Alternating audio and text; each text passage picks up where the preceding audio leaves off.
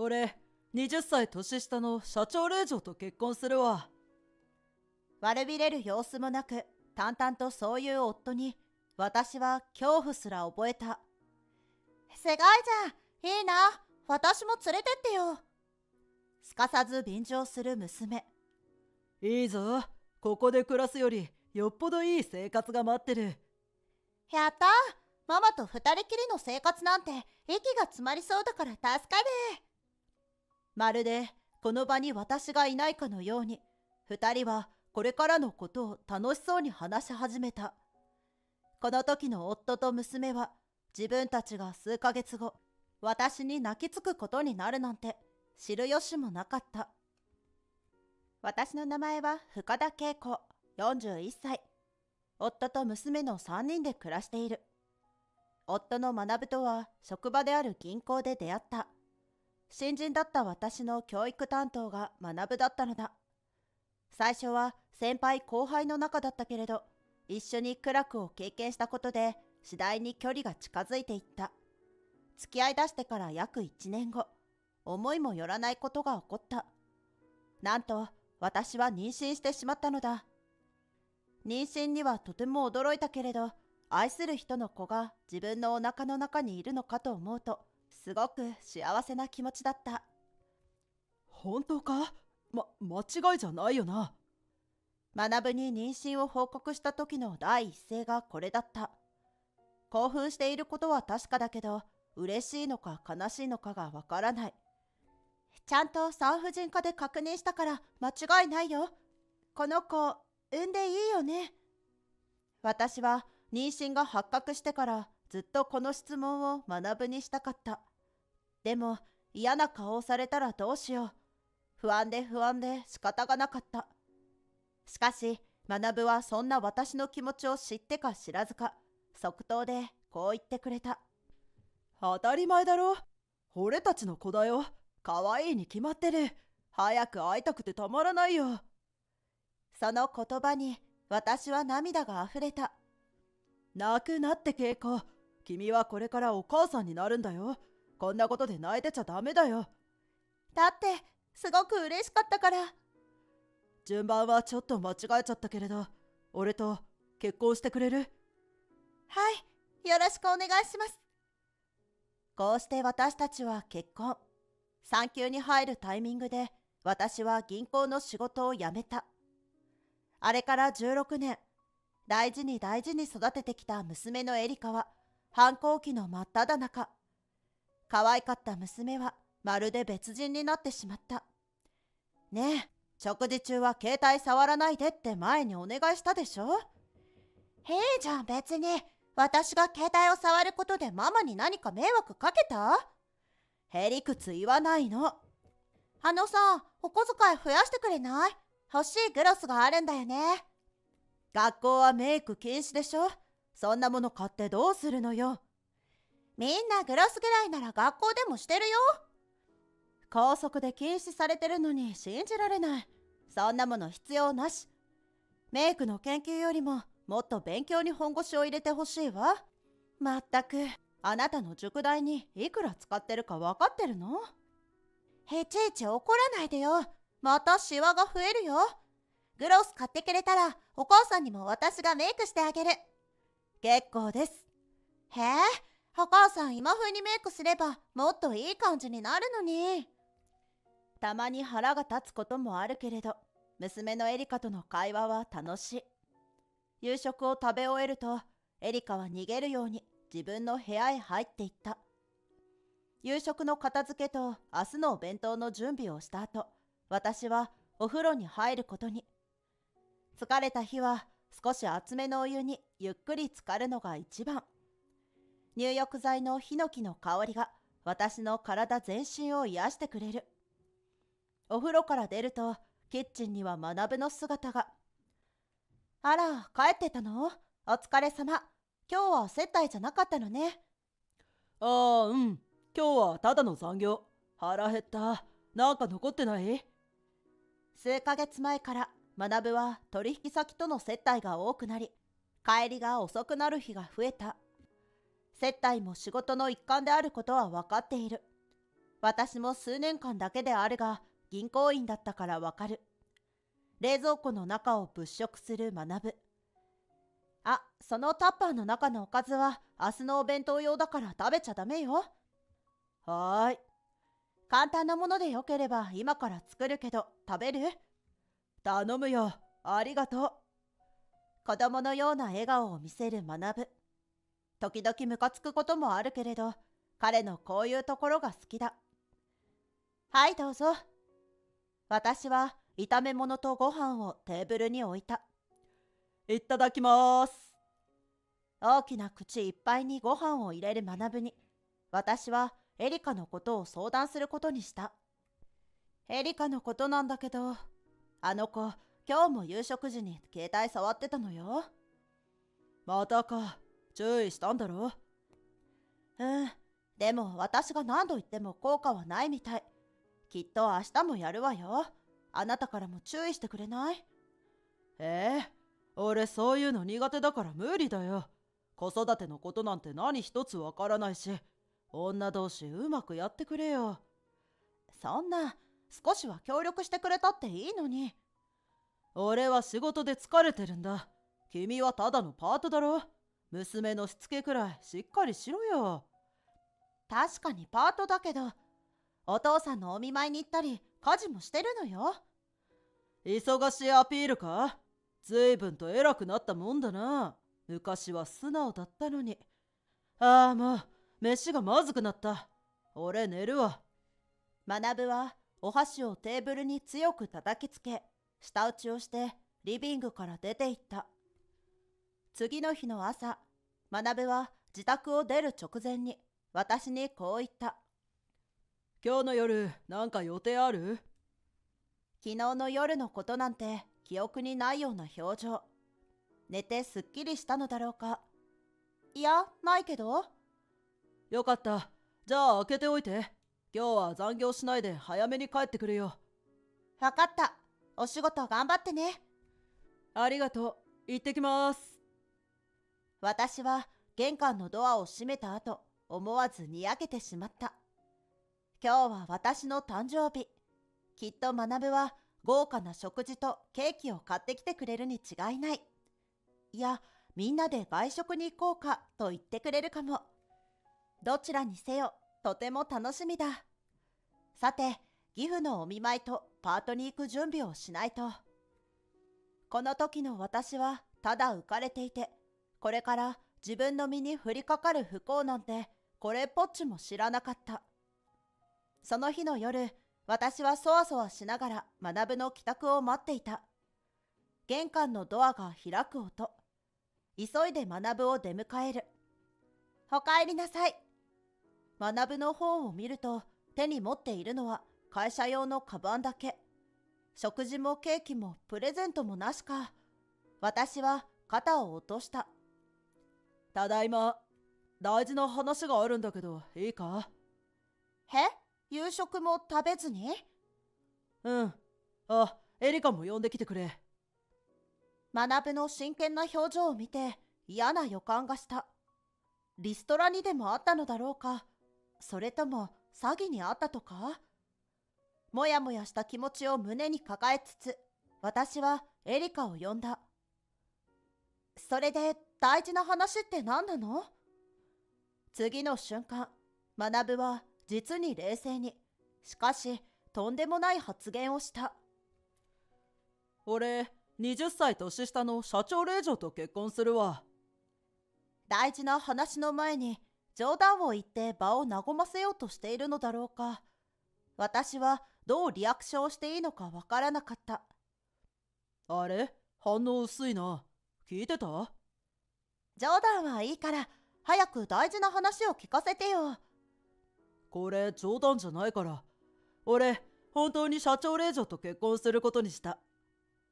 悪びれる様子もなく、淡々とそういう学に、私は恐怖すら覚えた。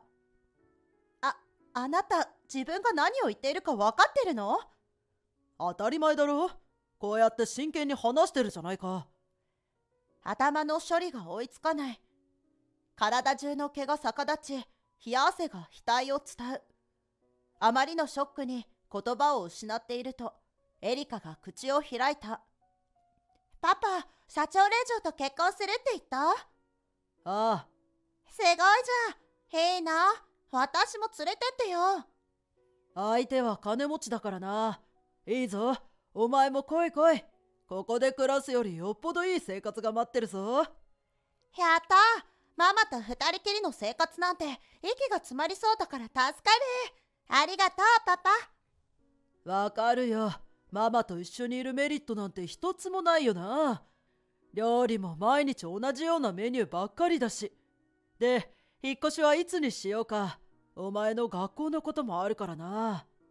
まずは新しい住所教えてくれない？ああ、そうだった。すまん。まるでこの場に私がいないかのように、二人はこれからのことを話し始めた。結婚し、子育てに奮闘してきた今までの日々は一体何だったのだろう。夫には裏切られ、娘には愛想をつかされるなんて。あまりの理不尽さに悔し涙がこみ上げてきた。でも、ここで泣くわけにはいかない。ぐっとこらえ、私は覚悟を決めてこう言い放った。私と離婚してください。学はすんなりと離婚を受け入れた。彼にとっては願ったり叶ったりだろう。学は今日から社長令嬢の部屋に泊まると言い、自分の荷物を持って出て行った。寝室の扉を開けると、一人で寝るには大きすぎるダブルベッド。思い切り倒れ込んでみた。シーツから学の匂いがする。私は年がいもなく大粒の涙を流した。仰向けになり呼吸を整える。人生生きていれさえすればなんとかなる。自分にそう言い聞かせた。窓から満月が見える。優しい光に包まれながら私は泣き疲れて眠りに落ちていた。それから1ヶ月後、私たちの離婚が成立した。今日は学がエリカを迎えにこの家に来ている。エリカ、忘れ物はないか？大丈夫だと思うけど、まあ忘れ物があったとしても、また新しいもの買えばいいから平気だよ。確かにそうだな。学もエリカもこれから始まる新しい生活に胸をときめかせている様子だった。ねえ、一つ確認なんだけど。学が家を出る直前、私は気になっていたことを質問してみた。私たちの離婚のこと、あなたのご両親には話したの？いや、まだだけど。何か問題あるか？問題って普通話すでしょ？すぐに話しておかないときっと後悔するわよ。これが私からの最後の忠告だった。学はめんどくさそうな顔をして大きなため息をついた。さ、俺の両親のことはもう気にしないでくれ。俺たち家族じゃなくなったわけだし、君とはもう何の関係もない。頼むから俺に執着するなよ。学は冷たくそう言った後、エリカを連れて家を出て行った。あれから3ヶ月が経過した。私も引っ越しをして、今は 1K のマンションで暮らしている。一人暮らしを始めたばかりの頃は、これからの人生にただただ絶望していた。しかし、いざ生活してみると、そこまで悪くない。誰にも邪魔をされずに、自分の好きなものを食べて、好きな時間に寝る。土日は好きな時間に起きて、好きな場所へ行く。久しぶりに手に入れた自由。妻でも母親でもない私という人間と向き合うことができている気がする。パートの仕事は辞めて、知り合いの会社で経理として働き始めた。しかも正社員枠で。この年で、しかもブランクがあるにもかかわらず、雇ってくれた会社には感謝してもしきれない。コネ入社だと陰口を叩かれることもあるが気にしない。使えるものは何だって使う。そう決めたのだ。私は強く生きていく。仕事帰りにスーパーで夕食の材料を買っていると携帯が鳴った。画面を見ると表示されているのは見覚えのある番号。この番号って、長年連れ添った人の携帯番号は電話帳から消去しても記憶からは消去されなかったようだ。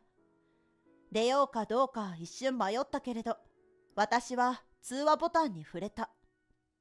もしもし。あ、出てくれた。よかった。久しぶりに聞く学の声。電話だからなのか、声の感じがいつもと少し違う。急よ。エリカに何かあったの？いや、エリカは大丈夫だよ。元気にやってる。だったら何？あなたと世間話する間柄ではないと思うんだけど。ちょっと会って話せないかな。何よ今さら。頼む。もし会ってくれたらもう二度と連絡しない。約束するよ。電話越しからでも伝わるただならぬ雰囲気。わかったわよ。でも手短にしてよ。了解。ありがとう。元夫からのお願いに応じるなんてお人よしにも程がある。私はノーと言えない自分の性格に苛立ちつつも待ち合わせ場所である喫茶店に向かった。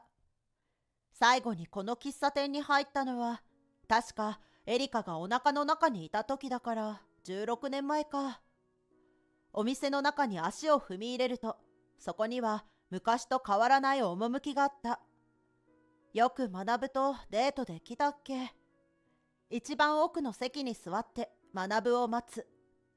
数分後、カランコロンとドアについているベルが音を立てた。雑誌から顔を上げて入り口を見ると学と目が合った。右手を軽く上げて私に合図してからこちらにゆっくりと近づいてくる。一緒に暮らしていた時よりも痩せているように見えるが気のせいだろうか。久しぶり。悪かったな、急に。で、話って？お冷やを一気飲みしてから彼は私が予想しなかったことを言い始めた。俺たちやり直せないかな。は？私たち数ヶ月前に離婚したばかりよ。ふざけたこと言わないでよ。分かってる。俺が全部悪かった。君と離婚したことは人生最大の誤りだ。俺が全部悪いんだ。どうか許してほしい。この通りだ。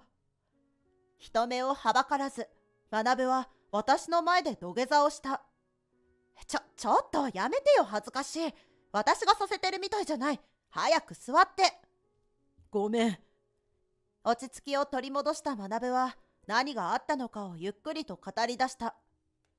俺の親父入院してただろ。うん。急に病状が悪化してさ、3週間前に亡くなったんだ。そうだったな。それはご愁傷様。それで葬式で初めて親父に借金があるって知ったんだ。競馬で借金作るなんて本当にバカだよな。俺たちが結婚していた時、恵子がコツコツ返済してくれてたんだって。おふくろから聞いたよ。節目がちに話す学は明らかに落ち込んでいる様子だった。お父さん、返済を手伝ってほしいって私に頭を下げに家に来たことがあるのよ。それと学が知ったら大騒ぎになるから秘密にしておいてほしいって。そうだったのか。俺何も知らなくて本当に親父が迷惑をかけて申し訳なかった。それと親父の力になってくれてありがとう。それで親父が亡くなった今、借金の返済義務は俺にあるわけ。残り1000万だってさ。ありえないよな。このことを知った嫁さんは大激怒。例の社長令嬢？そう。まあ当然の反応だろう。誰だって多額の借金持ちと一緒に生活なんかしたくない。借金持ちと結婚生活は続けられないって言って家を追い出されたよ。多分離婚する。なあ、俺にもう一度チャンスをくれないか？俺失ってみて初めて君の大切さに気づいたんだ。私にあんなひどいことをしておいてよくそんなことが言えるわね。あなたの神経を疑うわ。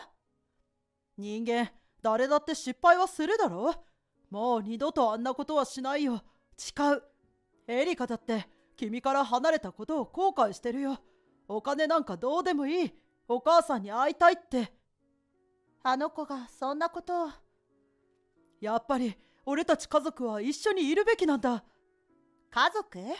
今家族って言った？ああ、だってそうだろ。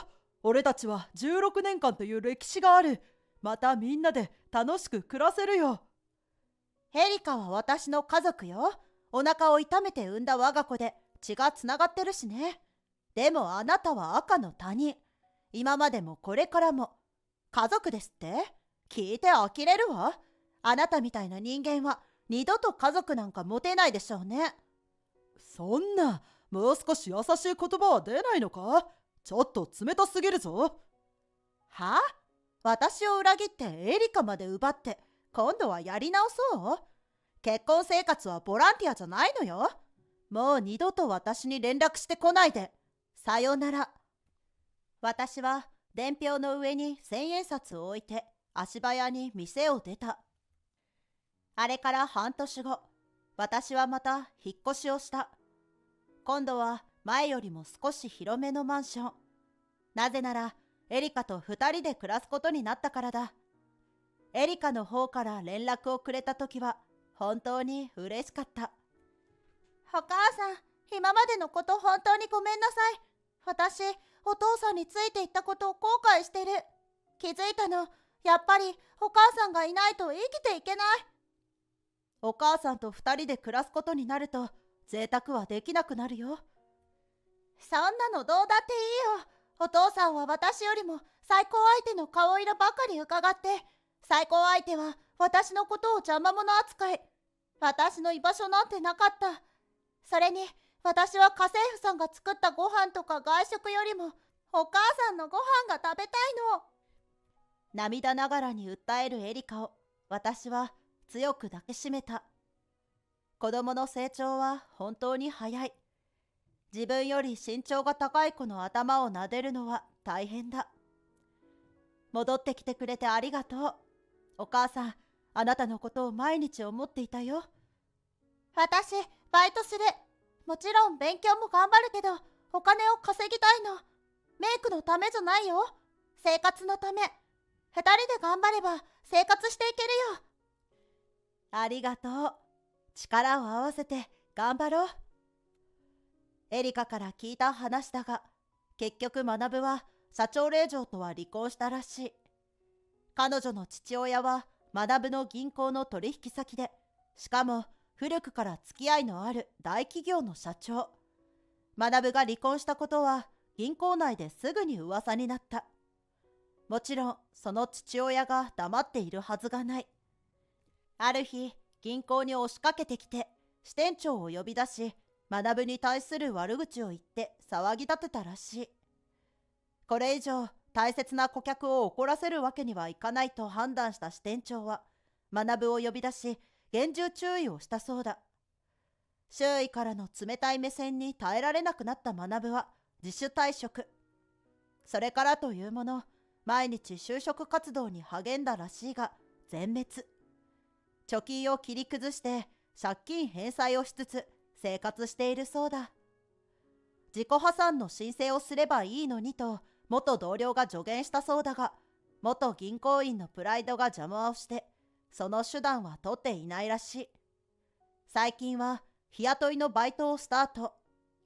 風呂なしアパートで一人寂しく生きている。エリカとは一切連絡を取っていない。正確に言うと学からエリカに連絡はしているが、エリカがすべて無視している状態なのだ。いいの？無視し続けて。私に気を使わなくていいんだからね。一応あなたの父親なんだし。いいの。私にはお母さんがいるから。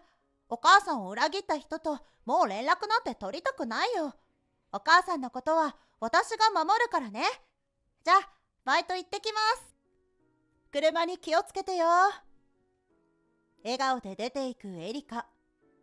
さて、洗濯でもしに行くか。1週間分の洗濯バッグを抱えてコインランドリーへ向かう。洗濯機を買えるようになるのはいつ頃だろうか。少し不便だけど楽しい女2人暮らし。貧しくても心はあったかい。自転車を漕ぎながら私はエリカと過ごすこれからの日々を思い、鼻歌を歌った。